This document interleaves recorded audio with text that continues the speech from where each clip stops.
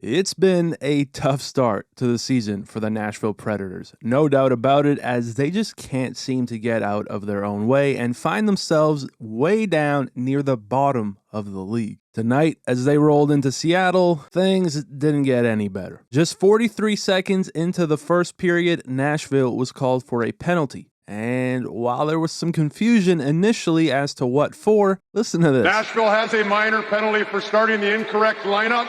Now, what gets me here is the crowd audibly laughing. Number 91 was supposed to start instead of number 9. Now, this is a very rare penalty, but we did see it back on December 15th of 2022 when the Oilers challenged the Blues starting lineup not matching the submitted one, and they were awarded the power play. What's interesting is O'Reilly was on the receiving end of that one too, but for those maybe not aware, because we don't see this every day, Rule 7 states that prior to the start of a game, the visiting team must submit their starting lineup. One of the home ice advantages teams get is that they get the visiting team's lineup prior to having to submit their own. Essentially, home team gets to dictate the first matchup, but if you deviate from what you submitted, it's a penalty. Rule 7 expanded shows this. For an infraction of this rule, a bench minor penalty shall be imposed upon the offending team. But here's something I want to point out. This is a challenged penalty, meaning the officials won't call this unless the home team alerts the referee. And the reason I mention this is because my first video this season was on Jessica Campbell making history as the first female coach behind the bench. I'm not going to show them, but many comments on that video were ridiculous. But surprise, surprise, it was Campbell who noticed this infraction and led to Seattle getting the power play. I saw Jessica Campbell speaking right away to Dan Bilesma. Anyway, while Nashville's coaches had a sleepy start, UC Saros did not, as on the ensuing power play, coming up with several nice stops, Saros ensured Seattle was not able to capitalize, and with some solid defensive work on the other end, Montour with a great stick lift here, all while not taking a penalty, and again Saros continuing to give Nashville some incredible goaltending, it meant that after 20 minutes of play, it was still a goalless game. And this continued over in the second with more good defense and more good goaltending. Until with under 5 to go, Montour backhands one towards the net. It's Stevenson back for Sprong, and it's a beauty. From the keep-in at the blue line to the patience from Stevenson all alone, able to fake out everyone, it's a pretty one to finally open the scoring. However, with not much else going on from there on out, it means we'll head straight over to the third and final frame, where it wasn't a minute in and Stevenson towards the net and the Kraken score again. It's another beautiful pass from Stevenson as Montour gets a stick on it, and Seattle, just like that, would take a 2-goal lead. Nashville needed a push, and they got it. Ringing one off the bar here, then a defensive turnover leads to Leroux in all alone, but he's shut down by Decord, and so with under 10 to go now, Carrier putting one on net, and they finally would score. Or did they? Upon further review, this one was deemed to be kicked in by Novak, and of course, it was called back. They just cannot catch a break, but